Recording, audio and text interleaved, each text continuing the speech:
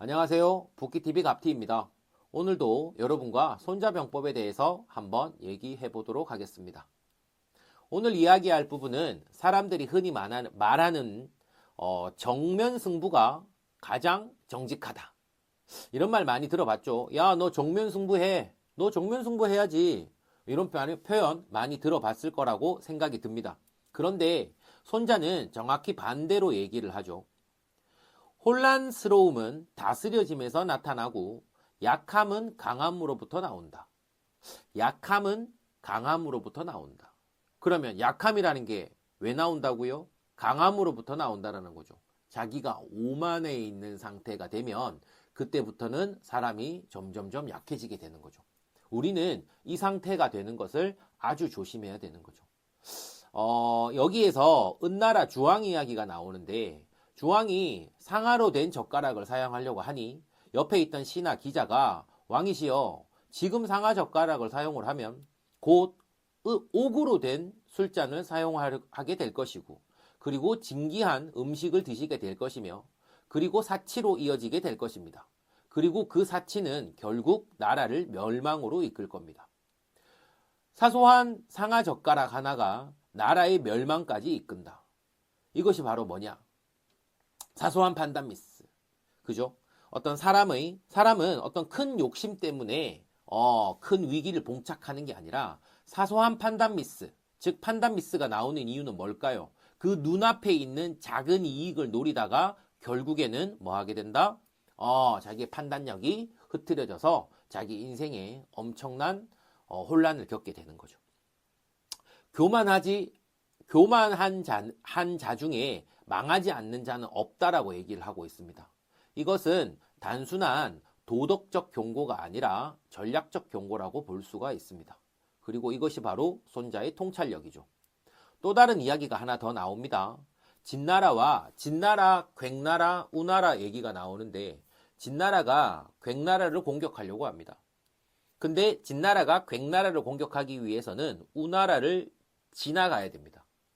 이 상황에서 진나라가 우나라에게 너희들에게 우리나라에서 나는 어떤 준마들과 아주 등급이 좋은 옥을 내줄 테니 잠깐 길을 좀 빌려달라. 그리고 우린 괭나라만 치겠다.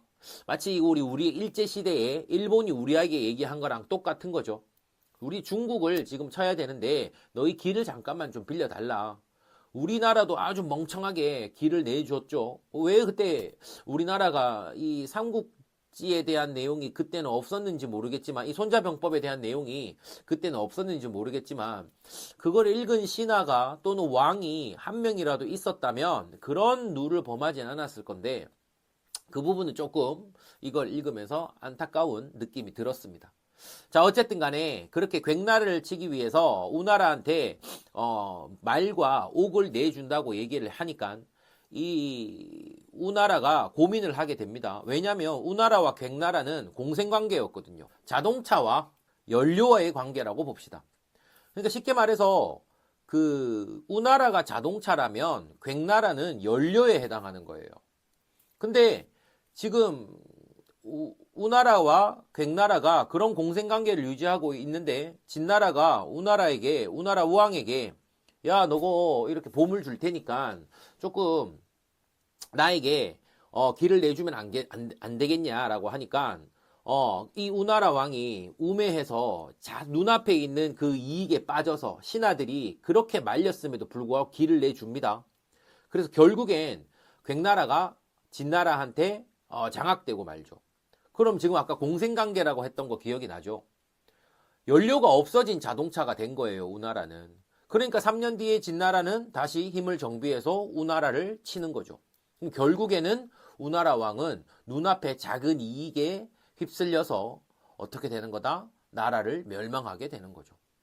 근데 여기서 또 재밌고도 좀 놀라운 사실이 진나라에서 그 나오는 말과 옥이 아주 왕이 아끼는 거였답니다. 그래서 왕이 처음에 그 우나라한테 이 보물 주는 거에 대해서 조금 아까워하니까 어떤 충신이 왕에게 왕이시여 지금 이 말과 옥을 준다고 생각하지 마시고 우리 궁궐 안에 보관해 있던 걸 잠시 외부에 맡겨둔다고 생각을 하십시오.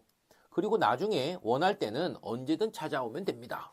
라고 이렇게 얘기를 하니 이제 그 진나라 왕이 깊은 깨달음을 가지고 내가 눈앞에 작은 이익에 흔들릴 뻔했구나 라고 마음을 고쳐먹고 신하들이 얘기한 대로 괭나라와 우나라에게 보물을 주고 괭나라를 공격한 다음 결국에는 우나라도 장악하게 되었다. 그리고 장악한 다음에 외부에 맡겨놓았던 아까 그 외부에 맡겨놓았던 그 말과 옥을 가지고 오면서 왕이 한 말이 하나 있습니다. 비록 이 말은 늙었지만 옥의 빛깔은 여전히 영롱하구나. 그러니까 여러분들도 사소한 이익에 너무 집착하지 말라는 거죠. 사소한 이익은 결국엔 돌아서 다른 모습으로도 결국엔 돌아올 수가 있으니 사소한 이익 때문에 큰 일을 망치는 그런 잘못을 하지 않도록 우리 오늘도 한번 제대로 통찰을 한번 해보는 게 어떨까 봅시다. 강한 자는 결국에는 싸우지 않고 이긴다라는 것이죠. 약한 자는 이기기 위해서 싸움을 하다가 결국엔 망하는 거고요. 강한 자는 싸우지 않고 이긴다. 약한 자는 이기기 위해서 싸우다가 결국엔 망한다. 이 말에 대해서 오늘 하루 우리는 조금 생각을 해보는 시간이 가졌으면 좋을 것 같습니다. 스스로 늘 생각을 해야 됩니다. 과연 내가 지금 하고 있는 선택이 나의 선택인지 아니면 남이 만들어 놓은 선택 안에서 내가 지금 놀고 있는 건지 이 질문조차 하지 않는다면 싸워보지도 못하고 이미 졌다고 볼 수가 있게 되는 거죠. 손자병법은 전쟁책이 아니라 사람의 마음을 움직이는 책이라고 볼 수가 있습니다. 그 통찰력은 지금도 정확히 작동한다고 볼 수가 있죠. 우리 부키TV 여러분들도 오늘 하루 과연 내가 짜놓은 판에서 놀고 있는가 아니면 남이 짜놓은 판에서 놀고 있는가를 생각하는 하루가 되시길 바라겠습니다. 들어주셔서 감사합니다.